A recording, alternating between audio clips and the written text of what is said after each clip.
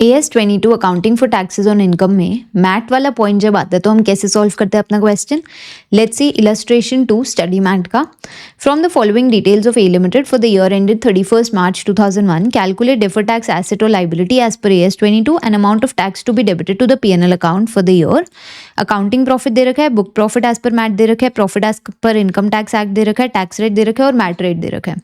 सबसे पहली बात, टैक्स आपको कितना भरना पड़ेगा, गवर्नमेंट को आप टैक्स कितना दोगे, इसके लिए आप दो चीज़ों का कंपैरिजन करोगे। एक तो रेगुलर टैक्स आपका कितना बन रहा है, तो इनकम टैक्स के हिसाब से आपका टैक्सेबल इनकम बन रही है 60,000 की, उस पर टैक्स का रेट कितना है 20%, तो आपको 12,000 का आपका रेगुलर टैक्स बनता है।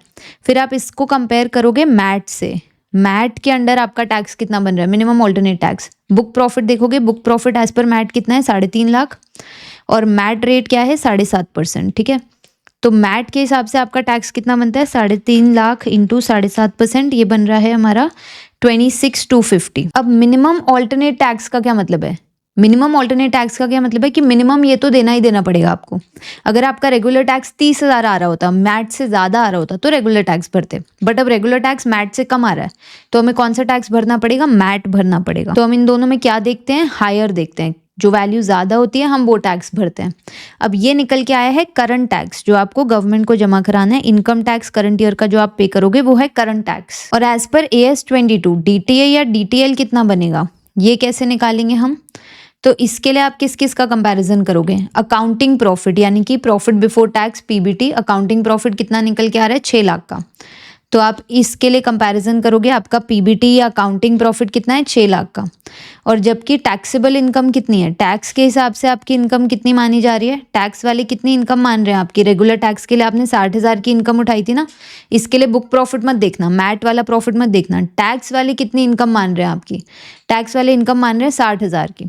ठीक है, तो टैक्स वाले इनकम मान रहे हैं हमारी 60,000 रुपये की, जबकि अकाउंट्स के हिसाब से मैंने अपनी इनकम दिखाई थी 6 लाख रुपए। इसका मतलब क्या हुआ होगा, उन्होंने आपके अकाउंटिंग प्रॉफिट हमारा उठाया PBT 6 लाख रुपए, उसमें वो कुछ खर्चे इनकम अलाउ डिसअलाउ कर सकते हैं, कुछ प्लस माइनस कर सकते हैं, और प्लस माइनस करने के बाद वो पहुंचे टैक्सेबल इनकम 60,000 पे, यानी कि उन्होंने हमें 5,40,000 के खर्चे अलाउ किए हैं, अकाउंटिंग प्रॉफिट में से माइनस किया है, अलाउ किया है उन्होंने हमें 5,40,000 रुपए के खर्चे एक्स्ट्रा, जो हमने मांगे भी नहीं थे। हमने जब अपना PBT निकाला हमने वो खर्चे नहीं मांगे थे, उन्होंने बोला हम आपको आज ही ये 5,40,000 के खर्चे अलाउ कर रहे हैं। ठीक है, टैक्स वाले आज ही हमें उसका अलाउंस दे रहे हैं। अब अगले साल जब मैं अकाउंट्स के हिसाब से वो खर्चे डेबिट करूंगी, वो खर्चे अपने P&L में डेबिट करूंगी, 5,40,000 का क्लेम मांगूंगी, तो टैक्स वाले नहीं देंगे, टैक्स वाले मना कर देंगे, तब वो मेरी इनकम बढ़ा देंगे,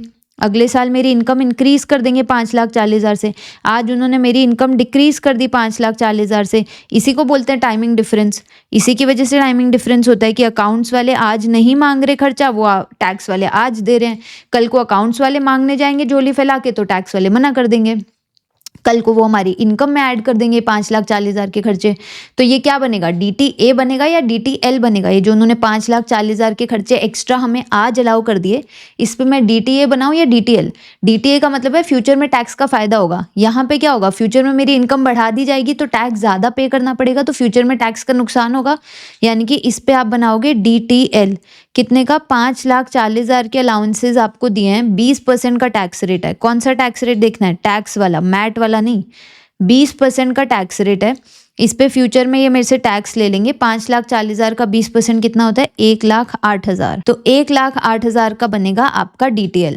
उसने आपसे दो चीज़ें मांगी है क्वेश्चन में, DTA DTL बताओ, वो तो ये रहा 1,08,000, और दूसरी चीज़ मांगी है P&L में हम कितना टैक्स एक्सपेंस डालेंगे। तो टैक्स एक्सपेंस कैसे निकलेगा, आप अपने P&L में टैक्स एक्सपेंस कैसे डालते हो, यहाँ पे आप लिखते हो टैक्स एक्सपेंस, PBT निकालने के बाद तो उसमें एक आता है करंट टैक्स, जो आपने टैक्स वालों को पे करना है, ये हमारा निकला था 26,250, और इसमें आप क्या करते हो, डेफर्ड टैक्स एसेट होता है तो माइनस करते हो, बट हमारे केस में डेफर्ड टैक्स लाइबिलिटी है तो हम प्लस कर देंगे 1,08,000, तो टैक्स एक्सपेंस कितना हो जाएगा 1,08,000 प्लस 26,250, ये कितना आ रहा है 134,250, 134,250, ये है मेरा टैक्स एक्सपेंस। सो हम ऐसे प्रेजेंट करेंगे अपना answer, calculation of current tax. आपको करंट टैक्स निकाल के दिखाना है, जिसमें पहले आपको निकालना पड़ेगा रेगुलर टैक्स कितना है आपका, रेगुलर टैक्स कितना है, 60,000 की आपकी टैक्सेबल इनकम है, उसका 20% रेट है, तो 12,000 का रेगुलर टैक्स हो गया। सेकंड आप क्या निकालोगे, मिनिमम ऑल्टरनेट टैक्स। ओहो, मिनिमम ऑल्टरनेट टैक्स आपका कितना बनता है, तो आपको बता रखे है 3.5 लाख आपका बुक प्रॉफिट था, उस पर 7.5 मैट रेट था, 7.5%, ये निकला था 26,250। तो आपका करंट टैक्स कितने का आ जाएगा, करंट टैक्स आ जाएगा आपका higher of A and B, आपका करंट टैक्स आ जाएगा 26,250। ठीक है, ये मेरा पहला पॉइंट हो गया।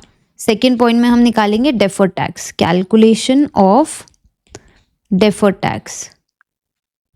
तो ये कैसे निकलेगा, इसके लिए आप बोलोगे अकाउंटिंग प्रॉफिट लिखा है ना क्वेश्चन में, पीबीटी नहीं लिखा, अकाउंटिंग प्रॉफिट लिखा है, तो हम भी वही ले लेंगे, या इनकम लिख दो, अकाउंटिंग इनकम। फिर आप लिख दो टैक्सेबल इनकम कितनी है, टैक्सेबल इनकम आपकी 60,000 थी, मैट वाली इनकम मत लेना, बुक प्रॉफिट मत लेना, टैक्सेबल इनकम लेना। और यहाँ पे लिख दो कि टाइमिंग डिफरेंस कितना बनता है, टाइमिंग डिफरेंस आपका बनता है 5,40,000 रुपये का। ठीक है ना, टाइमिंग डिफरेंस आ गया मेरा 5,40,000 रुपये। तो इस पे लिख दो डेफर्ड टैक्स लाइबिलिटी कितने की बन गई, डेफर्ड टैक्स लाइबिलिटी बन गई 5,40,000 इंटू 20%, ये कौन सा रेट है, टैक्स का रेट है, तो ये आ गया 1,08,000। अब निकालेंगे हम थर्ड पॉइंट पे, calculation of tax to be debited to PNL account. To PNL कितना होगा, करंट टैक्स आपका 26,250 प्लस आपकी डेफर्ड टैक्स लाइबिलिटी कितनी है, 1,08,000, तो ये आ गया 134,250।